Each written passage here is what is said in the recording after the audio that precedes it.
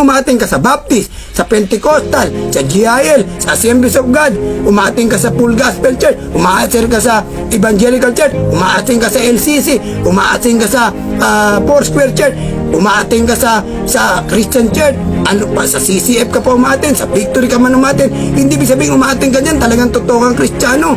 Pero kung tumating ka lang dyan sa mga Christian church, o kahit nakikinig ka sa totoong pastor, kung ang buhay mo ay hindi nakikita ang pagkapanginoon ni Kristo sa buhay mo, kung hindi ka talaga totoong tumatalikod sa kasalanan mo at namumuhay ka pa rin sa kasalanan, I tell you, kahit umating ka pa sa pinakasikat na church, pinakakilalang church sa bundong ito, impyerno pa rin ang bagsak mo pag namatay ka. Yan ang tandaan mo.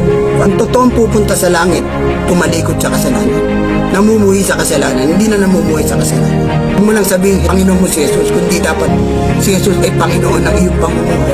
Ang totoong tumanggap kay Kristo, by the grace of God, iiwan niya pambababae, pagsusugal, pagsamba sa Diyos-Diyosan, pagkukulang, pagpatay, anumang karahasan. Iiwanan niya ang pagtalik sa kapwa babae, kapwa lalaki, iiwan niya ang anumang uri ng kasalanan. Makakayanan niya yan sa tulong ng banal na Espiritu. Kung hindi mo pa totoong Panginoon si Jesus, hindi mo pa siya Lord ng buhay mo, hindi ka pa totoo nagsisi, ngayon ka na magpasya.